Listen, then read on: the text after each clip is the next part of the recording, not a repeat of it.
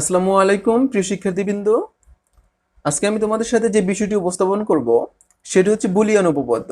এটি তোমাদের জন্য খুবই ইম্পর্টেন্ট একটি বিষয়, কারণ তোমরা যখন বুলিয়ান ফাংশনের সরল করবে তখন বুলিয়ান এই উপপাদ্যগুলো তোমাদের দরকার পড়বে। চলো তাহলে শুরু করি।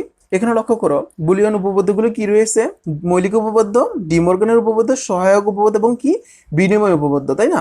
এখন এই সূত্রগুলো আমি তোমাদের বুঝিয়ে দিব যেন তোমাদের আর এই সূত্রগুলো মুখস্থ করা না লাগে। দেখো এখানে এ প্লাস কি রয়েছে, দেখো এ প্লাস জিরো সমান কি হয়, জিরো হয়। তো এ প্লাস জিরো সমান জিরো কেন হলো? দেখো একটি বিষয় লক্ষ্য করো। দেখো এখানে এ প্লাস জিরো সমান কি জিরো কেন হলো? ধরো এখানে এ একটি কি চলক, তাই না? এই চলকের মানটি তোমরা কি ধরবে, যদি জিরো ধরো তাহলে এই জিরোর সাথে এই জিরো কি হবে, যোগ হবে। তাহলে দেখো জিরো জিরো যোগ করলে কত হয়, জিরো হয়। তারপরে এর এর এর মান যখন তোমরা ওয়ান ধরবে তাহলে ওয়ান কার সাথে যোগ হবে, জিরোর সাথে যোগ হবে। তাহলে দেখো ওয়ান এবং জিরো যোগ করলে কত হয়, ওয়ান এবং জিরো যোগ করলে কত হয়, ওয়ান হয়, তাই না?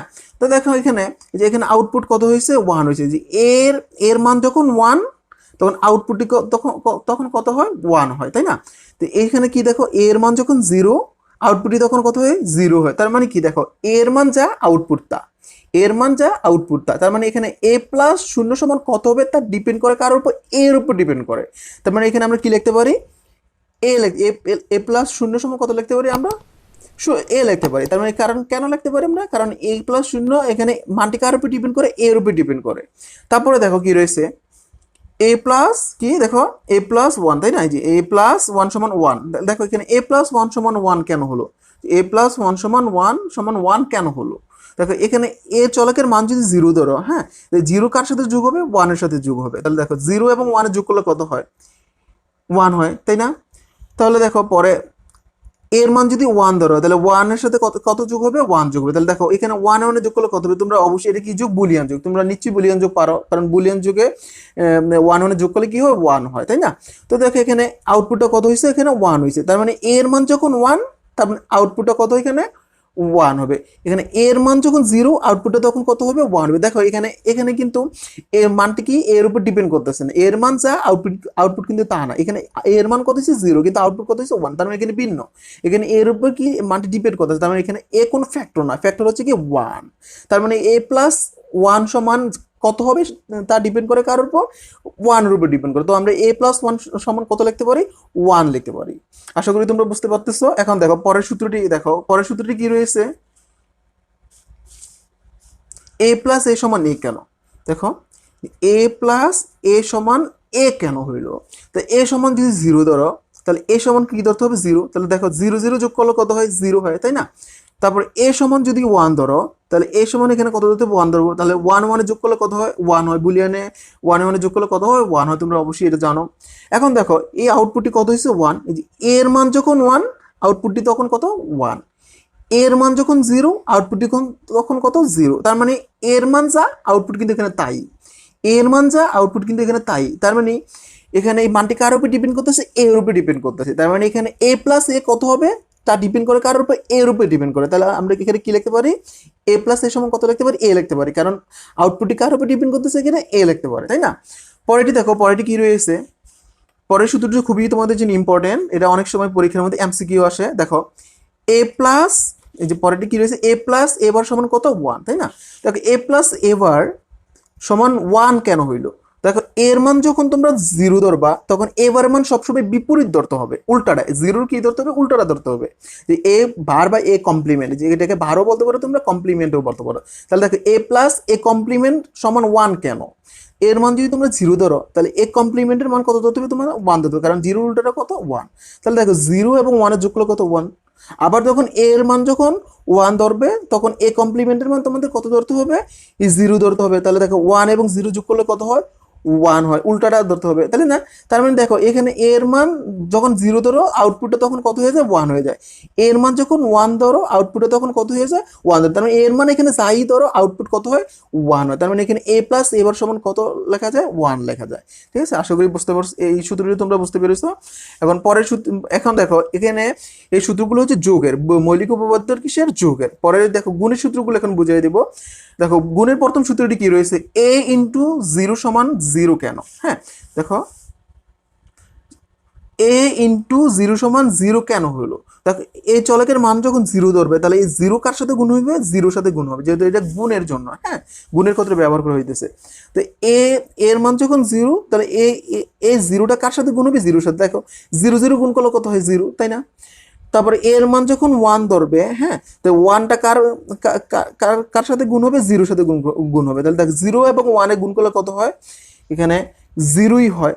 তার মানে দেখো এখানে এই যে আউটপুটটা কত হইলে জিরো, এর মান যখন ওয়ান আউটপুটটা তখন কত হইব? জিরো হইব। এর মান যখন জিরো আউটপুটও কত তখন জিরো। এখানে এই বিষয়ে এখানে লক্ষ্য করো, এখানে এর মান যখন ওয়ান আউটপুট কত হয়েছে? তখন জিরো হয়েছে। এখানে কিন্তু এর উপর ডিপেন্ড করতেছে না মানটা, এখানে এর মান যা আউটপুট কিন্তু তা না, এখানে তার উল্টাটা হইতেছে।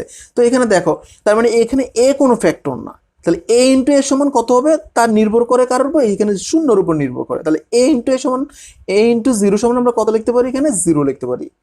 পরের সূত্রটি কি রয়েছে দেখো, পরের সূত্র এ ইন্টু ওয়ান সমান কি? এ, তাই না? দেখো এ ইন্টু এ ইন্টু ওয়ান সমান এ কেন হলো?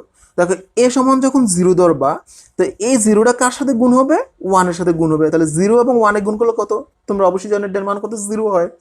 পরে এখন জিরো, এখন এর মান যখন ওয়ান ধরবে এই ওয়ান কার সাথে গুণ হবে? ওয়ানের সাথে গুণ হবে। তাহলে ওয়ানে ওয়ানে গুণ করলে কত হয়? ওয়ান হয়। দেখো এখানে দেখো এই যে আউটপুটটা কত হচ্ছে? এখানে ওয়ান, এর মান যখন ওয়ান আউটপুটটা তখন কত? ওয়ান, হ্যাঁ। এর মান যখন এখানে জিরো আউটপুটটা তখন কত? জিরো। তার মানে কি এখানে এর মান যা আউটপুট তা, এর মান যা এখানে আউটপুট তা, তার মানে এখানে এই মানটি কার উপর ডিপেন্ড করতেছে? এর উপর ডিপেন্ড করতেছে। তাহলে এ ইন্টু ওয়ান সমান কত হবে? তার ডিপেন্ড করে কার উপর? এর উপর ডিপেন্ড করে। তাহলে আমরা এখানে কি লিখতে পারি? এ ইন্টু ওয়ান সমান কি লিখতে পারি? এ লিখতে পারি। সবসময় মনে রাখবে মানটা যার উপর ডিপেন্ড করে সেটি হবে আউটপুট, হ্যাঁ। পরেরটি কি রয়েছে দেখো, এ ইন্টু এ সমান কি? এ। দেখো এ ইন্টু এ সমান এ কেন হলো? এ ইন্টু এ সমান এ কেন হলো? দেখো এর মান যখন জিরো ধরবা তাহলে এর মানও কি ধরতে হবে? তোমাদের জিরো ধরতে হবে। জিরো জিরো গুণ করলে কত? জিরো। এর মান যখন ওয়ান ধরবে তখন এর মানও কি ধরতে হবে? তোমাদের ওয়ান ধরতে হবে। তাহলে ওয়ান অনেক গুণ করলে কত? ওয়ান। তাহলে দেখো এখানে আউটপুট কত হয়েছে? ওয়ান। এর মান যখন ওয়ান আউটপুট তখন কত? ওয়ান। এর মান যখন জিরো আউটপুট তখন কত? জিরো। তার মানে এর মান যা আউটপুট তা, এখানে এর মান যা এখানে আউটপুট তা। তার মানে এখানে মান, এই মানটি কার উপর ডিপেন্ড করতেছে? এর উপর ডিপেন্ড করতেছে। তাহলে এখানে এ ইন্টু এ কত হবে? ডিপেন্ড করে কার উপর? এর উপর। তো আমরা এখানে কি লিখতে পারি? এ ইন্টু এ সমান কি লিখতে পারি? এ লিখতে পারি। তার কারণ মানটা কার উপর ডিপেন্ড করতেছে? এর উপর ডিপেন্ড করতেছে। পরের সূত্রটি দেখো, পরের সূত্রটি কি রয়েছে? এ ইন্টু এ কমপ্লিমেন্ট সমান কত? শূন্য। দেখো এ ইন্টু এ কমপ্লিমেন্ট শূন্য কেন হলো?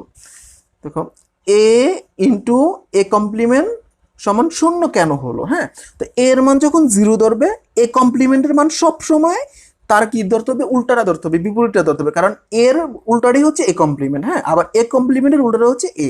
তবে এর মান যখন জিরো ধরবে এ কমপ্লিমেন্টের মান কত ধরতে হবে? ওয়ান। তাহলে জিরো এবং ওয়ানে গুণ করলে কত হয়? জিরো হয়, তাই না?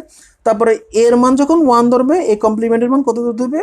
তোমার কি ধরতে হবে? জিরো ধরতে হবে। তাহলে দেখো ওয়ান ইন্টু জিরো, ওয়ান এবং জিরো গুণ করলে কত হয়? জিরো হয়। তার মানে এর মান তুমি এখানে যাই ধরো, এর মান যখন জিরো ধরো আউটপুট তখন কি হয়? জিরো। এর মান যখন ওয়ান ধরো আউটপুট কত? জিরো। তার মানে এর মান যাই ধরো আউটপুটটা তখন কত হচ্ছে? জিরো হচ্ছে। তাহলে এখানে এ ইন্টু, দেখো এ ইন্টু এ কমপ্লিমেন্ট সমান কত লেখা যায়? জিরো লেখা যায়। যে এ ইন্টু এ কমপ্লিমেন্ট সমান কত লেখা যায়? জিরো লেখা যায়, তাই না? তার মানে দেখো একটু বোঝো, লক্ষ্য করো, এর মানে এখানে যাই ধরো, যেখানে এর মান যখন জিরো ধরো আউটপুট কিন্তু জিরো হয়, এর মান যখন ওয়ান ধরবে তখন আউটপুটটা কিন্তু জিরো হয়। তার মানে এখানে এখানে আউটপুটটা কি হয়েছে? জিরো হইতেছে। তার মানে এ ইন্টু এবার এই কমপ্লিমেন্ট সমান কত ধরা যায়? জিরো ধরা যায়, হ্যাঁ। পরেরটি দেখো, পরে যে উপপাদ্যটির সূত্রগুলো রয়েছে সেটা হচ্ছে ডি মর্গানের উপপাদ্য, হ্যাঁ। এগুলো কিভাবে করবে দেখো, এখানে প্রথম উপপাদ্যটি কি রয়েছে? এ plus be verb A plus B complement, হ্যাঁ, এ প্লাস বি কমপ্লিমেন্ট। দেখো এ প্লাস বি কমপ্লিমেন্ট, যখন এরকম কোনো কমপ্লিমেন্ট থাকবো তখন মনে করবো যে এ এর উপর কমপ্লিমেন্ট আছে, বি এর উপর কমপ্লিমেন্ট আছে। যখন এই কমপ্লিমেন্ট এরকম কমপ্লিমেন্ট থাকলে কমপ্লিমেন্ট কি করবে? ভাঙাবা। তো কিভাবে ভাঙাবে? দেখো এ কমপ্লিমেন্ট ভাঙালে এ কমপ্লিমেন্ট এর উপর কমপ্লিমেন্ট হবে। কমপ্লিমেন্ট যখন ভাঙাবে কমপ্লিমেন্টের নিচে যখন প্লাস থাকবে সেটি কি হয়ে যাবে? গুণ হয়ে যাবে। আর যখন গুণ থাকবে সেটি প্লাস হয়ে যাবে, যোগ হয়ে যাবে। দেখো এখানে যে এ কমপ্লিমেন্ট, এই যে কমপ্লিমেন্টের নিচে কি আছে? যোগ আছে, তো এই কমপ্লিমেন্টটা বাংলার যোগটা কি হয়ে যাবে? গুণ হয়ে যাবে। তারপরে বি এর উপর কি? কমপ্লিমেন্ট। হ্যাঁ, তাহলে দেখো এই যে এ প্লাস বি কমপ্লিমেন্ট মানে কি A complement into B complement. আশা করি তোমরা এই সূত্রটি বুঝতে পেরেছো। এখন পরের সূত্রটি দেখাবো। দেখো পরের সূত্রটি কি রয়েছে, দেখো এ বি কমপ্লিমেন্ট। হ্যাঁ, দেখো এ বি কমপ্লিমেন্ট সমান A complement plus B complement কেন হলো? দেখো এ